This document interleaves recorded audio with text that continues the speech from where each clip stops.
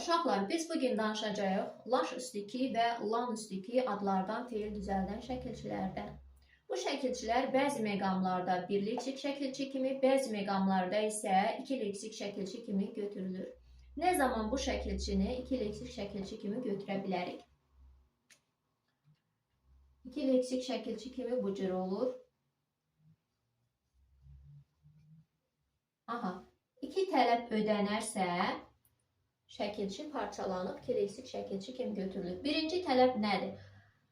La üstü hissəsinə məsdər şəkilçisi əlavə etdikdə müstəqil leksik məna bildirməlidir və ikinci tələbdə həmin bu müstəqil məna bildirən hissə ilə laş və yaxud da ki, lan hissənin ifadə etdiyi müstəqil məna arasında məna bağlılığı olmalıdır. Yəni, düzəltmə sözlərin tələbi ödənilməlidir. Bu iki tələb ödənilə bilmədikdə laş və yaxud da ki, lan şəkilçisini parçalaya bilmirik. Bunu misal üzərində izah edim. Üzləş və salamlaş sözünü götürürəm.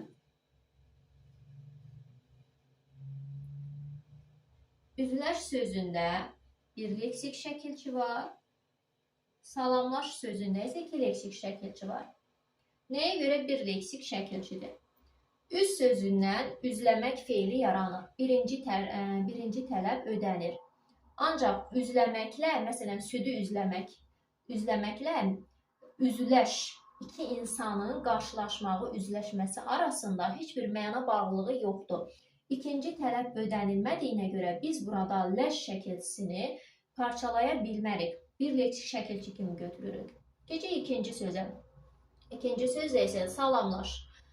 Salamlamaq, dostumu salamlamaq, salamlaşmaq, dostumla salamlaşmaq. Burada salamlama ilə salamlaş arasında məna bağlı olduğuna görə bu şəkilçini asanlıqla mən iki hissəyə bölüb iki leksik şəkilçi kimi götürə bildim.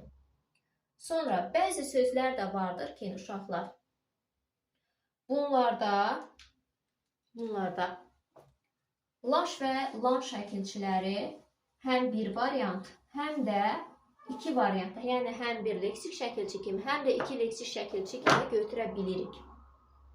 Bunlar hansı sözlərdir? Daşlaş,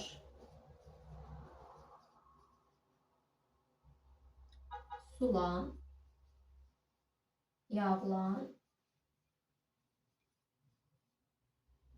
ayaqlan.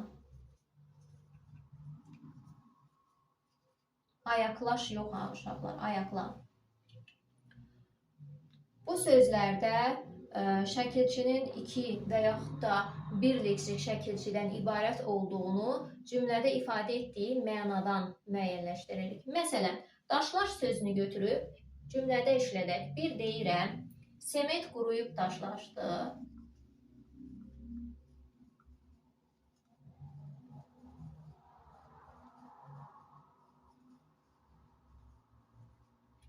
Bir də deyirəm, uşaqlar daşlaşdı.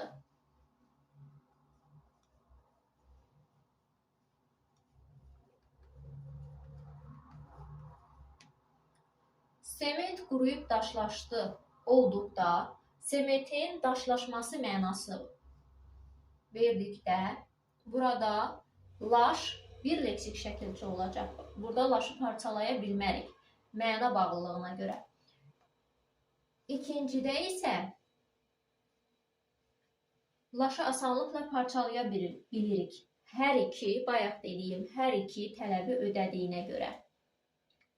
Və bu sözləri də uşaqlar çalışın, yadınızda